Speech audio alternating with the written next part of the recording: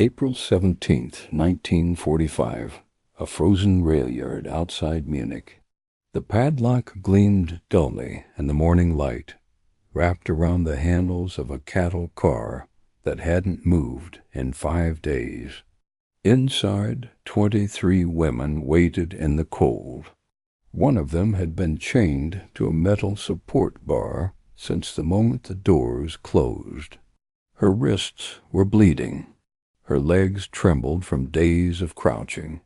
She'd been told what would happen when the Americans arrived.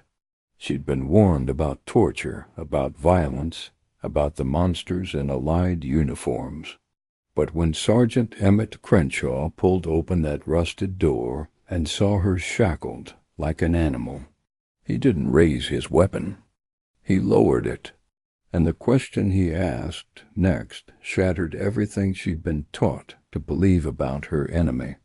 If you're captivated by untold stories from the Second World War, stories that reveal the humanity beneath the uniform and the truth behind the propaganda, please hit that subscribe button and let me know in the comments where you're watching from today.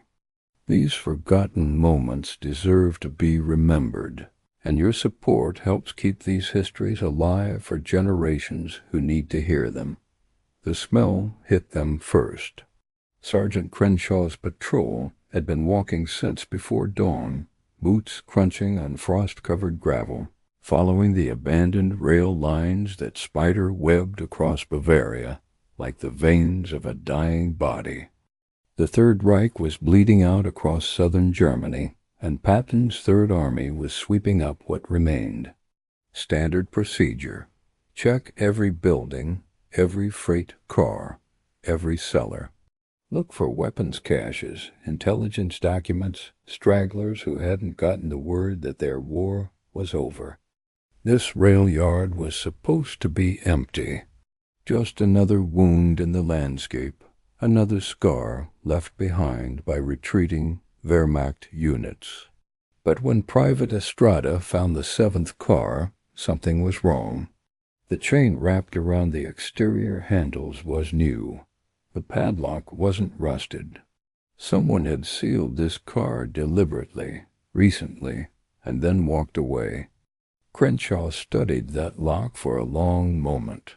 His instincts, honed through 3 years of combat, from North Africa to France to Germany itself, told him this wasn't abandoned cargo. You don't change something from the outside unless you're trying to keep something in, or keep someone out. He gave the order. Estrada's bolt cutters snapped through the chain with a crack that echoed across the empty yard. Birds scattered from a nearby roofline. And when Crenshaw gripped that freezing metal handle and pulled the door open, morning light flooded into a darkness that had lasted 5 days. The women inside flinched from the sudden brightness. 23 faces turned toward him, pale and hollow-eyed, wrapped in torn blankets and filthy Wehrmacht auxiliary uniforms. Most were huddled against the wooden walls. Some covered their faces as if expecting to be struck. A bucket in the corner served as their toilet. Frost covered the inside walls. Their breath came out in white clouds. But Crenshaw's eyes went immediately to the woman in the center of the car, the one who couldn't huddle with the others because metal shackles bound her wrists to a vertical support bar. The chain was too short for her to stand fully upright, too short to sit down completely. She'd been frozen in a half-crouch for days, her nurse's uniform torn and stained, her legs shaking from exhaustion. And when she looked up at him, Crenshaw saw something in her eyes that wasn't quite fear. It was worse. It was expectation. She was waiting for the cruelty to begin. Anneliese Vogelsang had been prepared for this moment.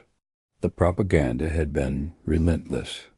Goebbels' ministry had spent months flooding the airwaves with warnings about what Americans did to German prisoners, especially women. She'd heard the stories. She'd seen the posters. She knew what was coming, or thought she did. Better to take cyanide than surrender to the barbarians in Allied uniforms. That's what they'd been told. She'd built walls in her mind, braced herself for pain, for violence, for whatever the enemy would inflict. But she hadn't prepared for what Sergeant Crenshaw actually did. He set down his rifle. He stepped into the car slowly, carefully, like approaching a wounded animal. He crouched to her eye level, and in simple, clear English, knowing she probably wouldn't understand all the words, but hoping his tone would carry the meaning, he asked, "When did you last eat?" 3 words in German, 5 in English. A question so simple it seemed meaningless. But to Annalisa it was incomprehensible. This wasn't how enemies behaved. This wasn't what she'd been taught. Where was the hatred? Where was the cruelty? She opened her mouth to respond, but no words came. Her lips trembled. Her carefully constructed walls, all those mental defenses she'd built to survive whatever came next, cracked and crumbled in an instant. Because kindness was something she hadn't prepared for. Kindness was a weapon that cut through everything. And suddenly she was crying, openly and uncontrollably, all the fear and pain and exhaustion of 5 days pouring out in broken sobs. Crenshaw didn't move. He just stayed there, crouched in front of her, waiting. His face was calm, patient, not threatening. Behind him, the other soldiers stood in the doorway, watching this moment unfold. They'd liberated towns and cities. They'd seen refugees and prisoners, but this was different. This was Germans brutalizing other Germans. This was the Reich eating its own. The chains came off first. Estrada brought the bolt cutters forward while Crenshaw held up a calming hand. Annalisa flinched when the soldier approached, her body going rigid with instinctive fear. But Estrada was careful. He positioned the cutters around the chain, connecting her shackles to the support bar, making sure not to touch her torn wrists. One squeeze, the chain snapped. And suddenly, after 5 days locked in that tortured position, Annalisa could move. Her legs gave out immediately. She collapsed to the wooden floor, unable to support her own weight. The shackles were still on her wrists, connected by a short length of chain, but at least she wasn't bound to that bar anymore. She sat there, shaking, not from cold, but from the overwhelming sensation of release. Crenshaw pulled a canteen from his belt. He unscrewed the cap and held it out to her. The gesture needed no translation. Water. She stared at it like it was a miracle, then reached out with trembling hands. The metal was warm from being against his body. She brought it to her lips and drank carefully, not frantically, her body knowing better than to gulp after days of dehydration. Each swallow felt like life returning. She lowered the canteen after a few careful sips and looked at Crenshaw again. Something different lived in her eyes now, not just fear. Confusion, disbelief. This wasn't supposed to happen. The Americans weren't supposed to be kind. By the time medical personnel arrived an hour later, all 23 women had been helped out of that cattle car. Some could walk, though they moved stiffly, their bodies cramped from days sitting in the cold. Others needed support. Waltraud Seidel, 44 years old, with 4 sons conscripted into the Wehrmacht and all missing, kept whispering the same phrase in German. "They're helping us. They're actually helping us." Captain Vivian Calloway stepped out of a jeep, her medical bag already in hand, and paused when she saw the condition of these prisoners. Even after months running field hospitals across France and Germany, This made her stop. "Jesus Christ," she muttered, then louder, "let's get them sorted. Anyone unconscious or unable to walk gets priority." The German women were terrified of her at first. They didn't understand English commands. They assumed the worst from every gesture. But Calloway had dealt with frightened civilians before. She moved slowly, spoke softly, made sure to show them everything she was doing. A thermometer wasn't a weapon. A stethoscope wasn't a torture device, just medical equipment. When she crouched beside Annalisa and saw the infected wounds where the shackles had cut deep into her wrists, Calloway's jaw tightened. "Who does this to their own people?" She muttered to Crenshaw. It took Estrada 15 minutes to carefully cut through the shackles without causing further damage. When the metal finally fell away, Annalisa just stared at her freed wrists. Fresh tears rolled down her cheeks, but she made no sound this time. The absence of that weight felt impossible. By noon, hot soup arrived from the Army field kitchen. Nothing fancy, thin broth with vegetables and bits of meat.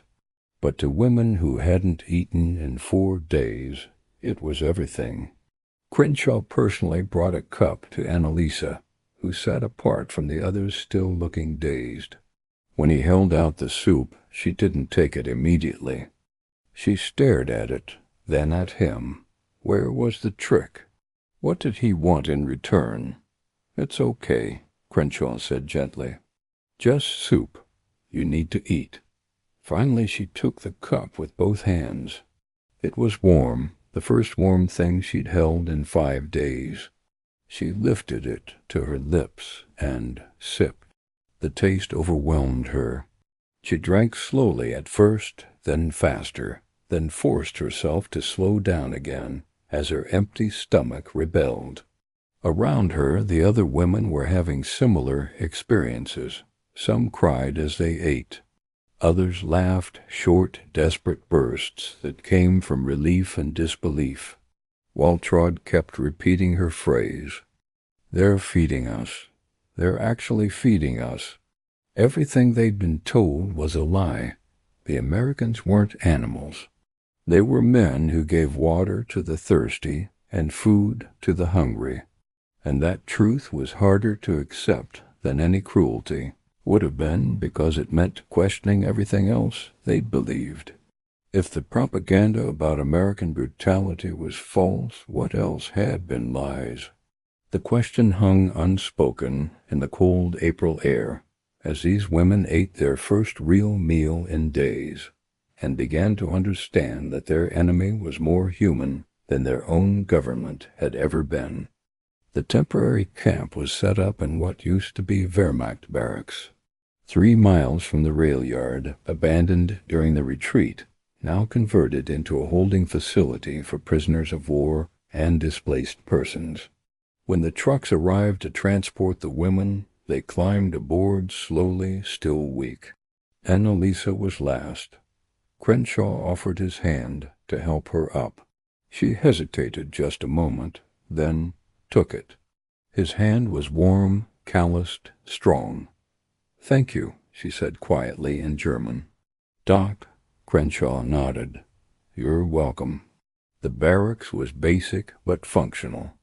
Rows of beds with actual mattresses, blankets, pillows. A washroom with running water, cold water but running. Toilets that flushed. After 5 days in that cattle car, it felt like impossible luxury. The days formed a pattern. Wake at dawn. Roll call in the yard, not for military discipline, but to make sure everyone was healthy and accounted for. Then breakfast. Real breakfast. Oatmeal, sometimes eggs, bread with butter, coffee. The women couldn't believe the amount of food. According to U.S. Army records, each prisoner received approximately 2,000 calories per day, more than double what German civilians were getting in the collapsing Reich. After breakfast came work assignments, light work. The Americans needed help sorting through captured documents, translating materials, organizing supplies. The women with medical training, like Annalisa, were assigned to the camp infirmary. Working under Captain Colloway's supervision, she found herself in a strange position. A German nurse treating German prisoners under American oversight. The two women quickly developed a working relationship based on mutual respect. Calloway was impressed by Annalisa's skills. Despite everything she'd been through, the young nurse was competent, careful, compassionate. "You're good at this," Calloway told her one afternoon, watching as Annalisa expertly bandaged a soldier's leg wound. They communicated through a mix of simple English, basic German, and hand gestures. It wasn't perfect, but it worked. "Thank you," Annalisa replied in careful English. She'd been picking up words quickly. The routine was strange but comforting. 3 meals every day, work that gave her purpose, a clean place to sleep, hot water for washing. These were basics, things any human being should have, but after years of war, they felt like incredible luxuries. Then the letters started arriving. The Red Cross was working to reconnect families across the chaos of occupied Germany. When a woman's name was called at mail distribution, everyone held their breath. Good news or bad? Annalisa received her first letter 3 weeks after arriving. It was from her mother, written in shaky handwriting on a scrap of paper. She sat on her bed, hands trembling as she unfolded it. The letter was brief. Her mother Matilda was alive barely. The bakery was gone, destroyed in an air raid. Her father Conrad was dead, killed in the same raid. Her younger brother Gustav, conscripted at 16, was missing, probably dead too, though no official word had come. The town was occupied by French troops now. There was no food. People were eating grass, tree bark, anything they could find. Her mother was living in the basement of a destroyed building with 5 other families. Annalisa read the letter 3 times. Tears streamed down her face. Then she looked around the barracks. Clean beds. Warm blankets. She'd just eaten dinner, beef stew and potatoes, more food in one meal than her mother probably saw in a week. The guilt was crushing. She was safe, well-fed, healthy. Her mother was starving. Her father was dead. Her brother was gone. And here she was, comfortable in an enemy prison camp. That night she didn't eat dinner. She couldn't. The food turned her stomach. Captain Calloway noticed and pulled her aside. "What's wrong?" Annalisa showed her the letter. Calloway read it slowly, handed it back, her face sad. "I'm sorry. That's rough. My mother hungry." Annalisa struggled with the English words. "I eat?" She double quotes. Calloway nodded, understanding. "I know it doesn't seem fair, but you starving yourself won't help her. You need to stay strong. Maybe someday you can help her. But not if you're dead." 1 month into their imprisonment, the Americans gathered all the women in the main hall. A projector had been set up. White sheets hung on the wall as a makeshift screen. Through the translator, an American officer spoke clearly. "We're going to show you something. Some of you may not want to see it, but we think you need to understand what your government did, what was done in your name." The lights went out. The projector started clicking. For the next hour they watched footage from the liberated concentration camps. Bergen-Belsen, Dachau, Buchenwald. Mountains of bodies stacked like firewood. Living skeletons staring at cameras with hollow eyes. Children who looked like old people. Gas chambers disguised as showers. Crematoriums with bones still inside. Piles of shoes, mountains of human hair, gold teeth extracted from corpses. The numbers appeared on screen. Over 6 million Jews murdered. Millions more Roma, disabled people, political prisoners, Soviet POWs. The largest organized mass murder in human history. In the dark hall, some German women looked away. Others cried. Waltraud fainted and had to be carried out. Annalisa watched it all. Tears streamed down her face, but she couldn't look away. Her hands gripped the chair edge so hard her knuckles turned white. When the lights came back on, the room was silent. Absolute, crushing silence. Someone whispered in German, "We didn't know." The American officer heard her. Through the translator he replied, "Maybe you didn't, but someone knew. A lot of people knew. And now you know too. You can never say you didn't know." That night, the barracks was different. The women who'd still defended the Reich, who'd insisted Germany had been right, were quieter now. Some still claimed the footage was fake, propaganda meant to justify Allied victory, but their voices were weaker, less certain. Annalisa couldn't sleep. She kept seeing those images. Those bodies, those faces. How had it happened? How had an entire nation allowed this? The answer, she realized, was that they'd chosen not to see. It was easier to believe the propaganda, to focus on their own problems, to convince themselves that surely it couldn't be as bad as people said. She'd done the same thing. She'd heard whispers about camps, about deportations, about Jewish families who'd lived in her town for generations, suddenly gone one night. But she'd told herself it wasn't her problem. She was just a nurse.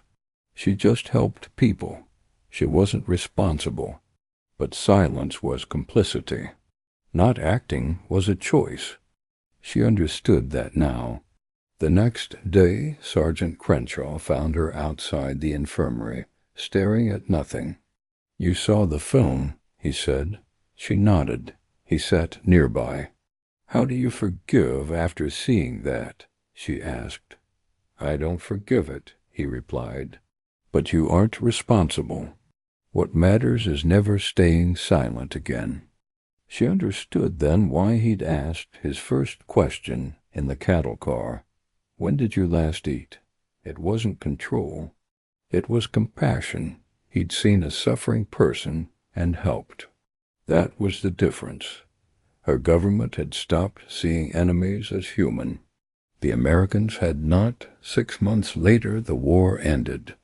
Annalisa was cleared to go home. She felt empty. Before leaving, she found Crenshaw. "I don't know who I am anymore," she said. "Then question everything," he told her. "That's what you take with you." Germany was rubble. Her town was shattered. She found her mother alive, and they wept together. When asked about the Americans, Annalisa told the truth. They were kind. Silence, she knew, was no longer an option. She stayed, worked in hospitals, married, raised children. She taught them what she had learned. Never accept cruelty, never stop questioning, never dehumanize. She never saw Crenshaw again, but she remembered that question. "When did you last eat?"